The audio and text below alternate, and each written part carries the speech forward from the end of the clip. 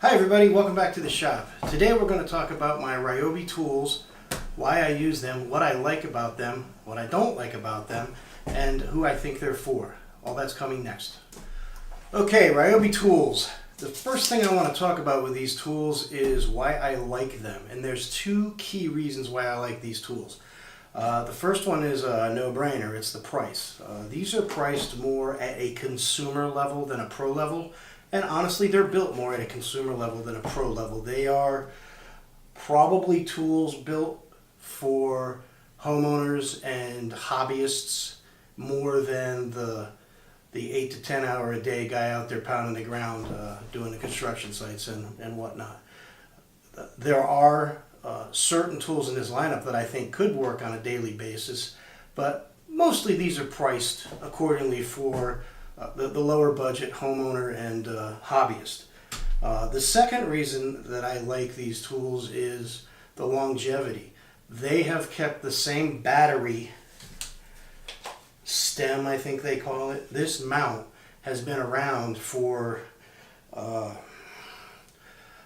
long time, over 15 years. I want to say Home Depot started selling Ryobi in 2004, back when they were blue like this one. And they're still selling them today, and it's been the same battery mount the entire time, and they have stated they're going to keep this battery mount, which means these tools that I have here are going to be good through generations of batteries.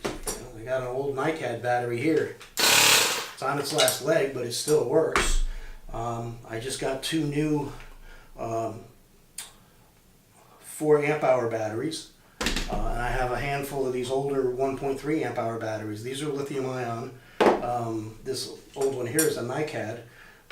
I believe that around 07 or 08 they went to the lithium ion, and I think that's when they went to the green color too, but don't completely hold me to that. If somebody has a better idea of when that happened, go ahead and post it down below.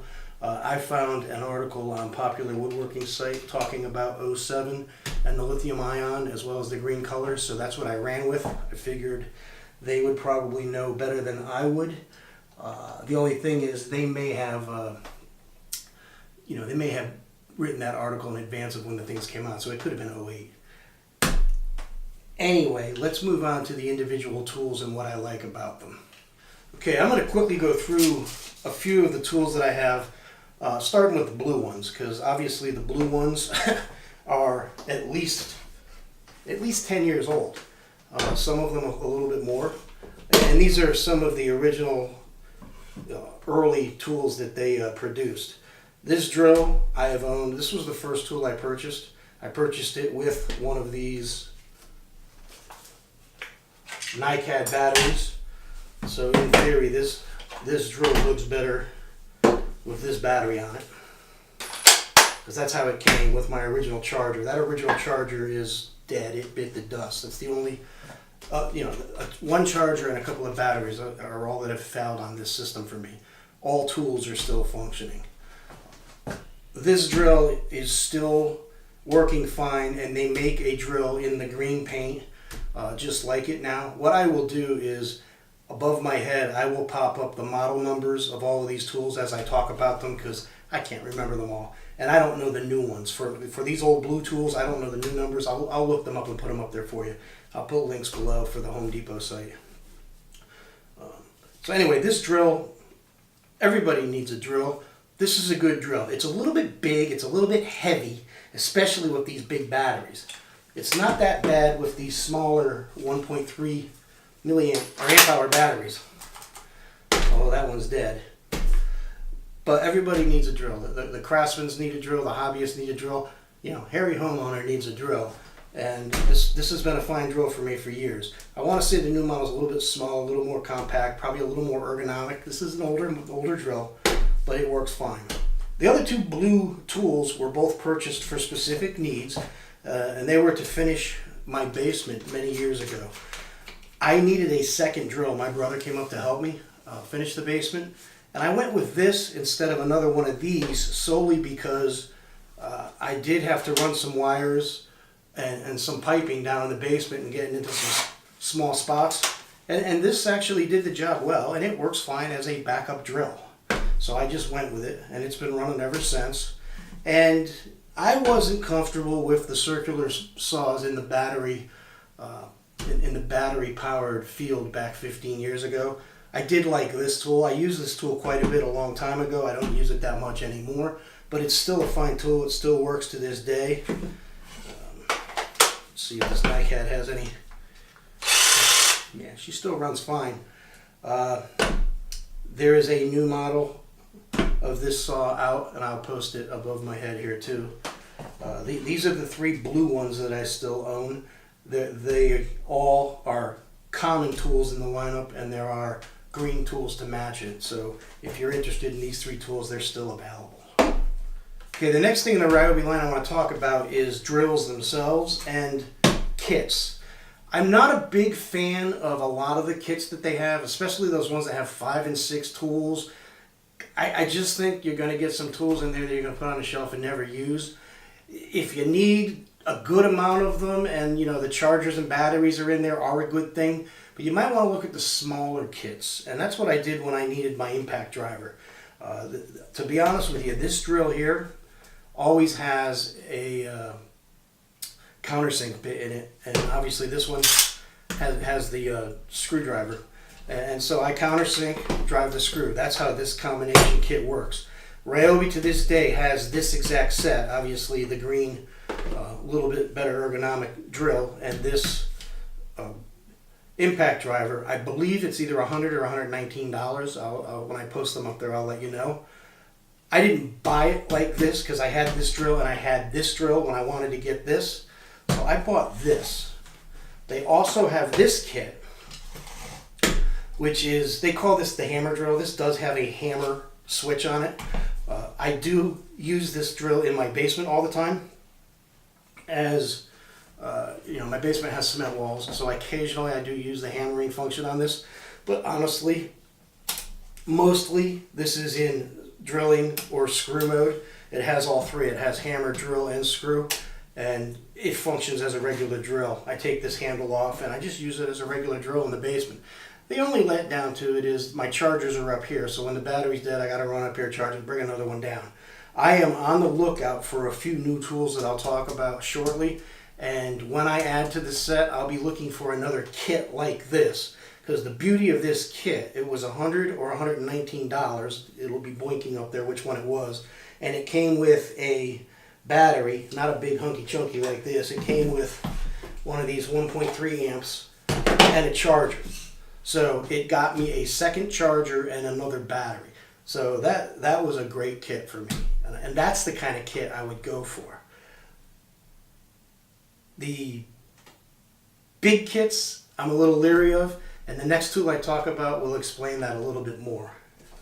Alright guys, here's the next tool I want to talk about, and this is the reason that I'm not, well, one of the reasons I'm not a big fan of the kits. This is the P506 circular saw. It's a 5.5-inch circular saw. I do not like this tool.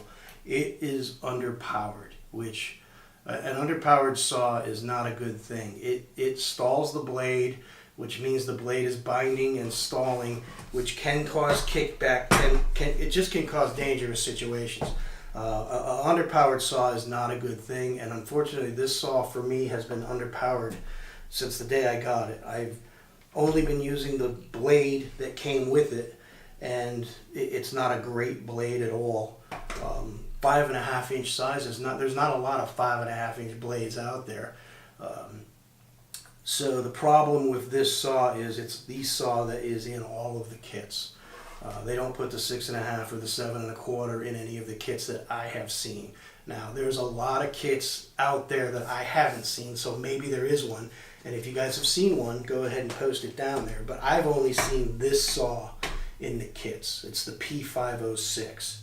I would not recommend this saw. It's the only Ryobi tool that I own. Obviously they make a lot more tools I don't own. This is the only one that I own that I am not happy with. I am looking to get the, I'd like to get the 6.5, but I'm hearing really good things about the new brushless 7.25.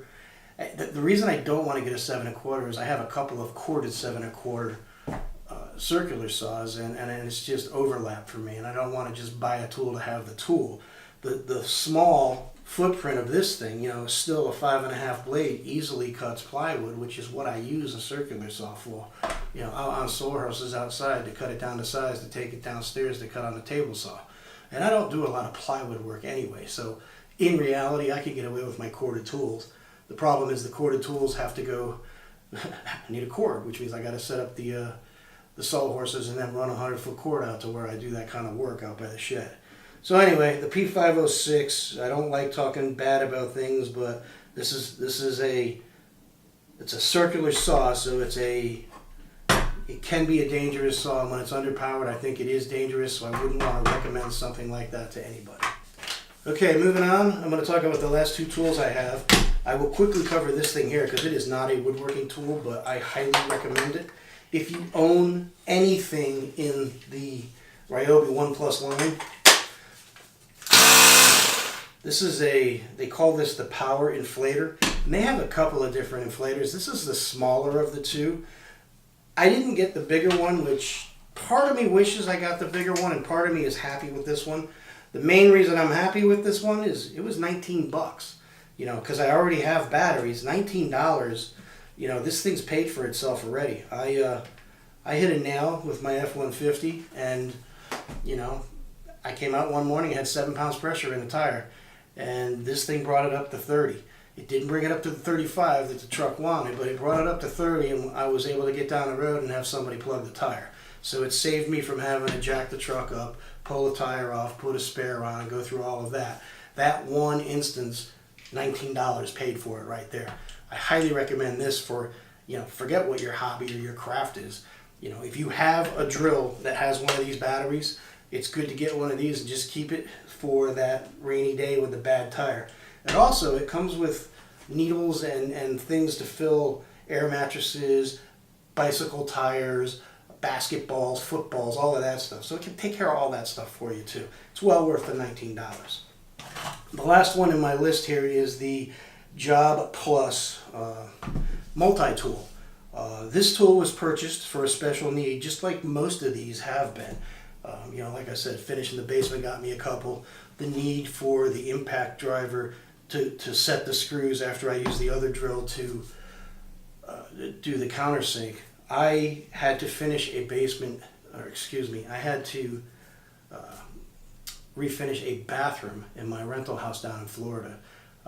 And it included a lot of tile and trim work. And one of these multi-tools helped out immensely in getting rid of the tile, cutting the tile.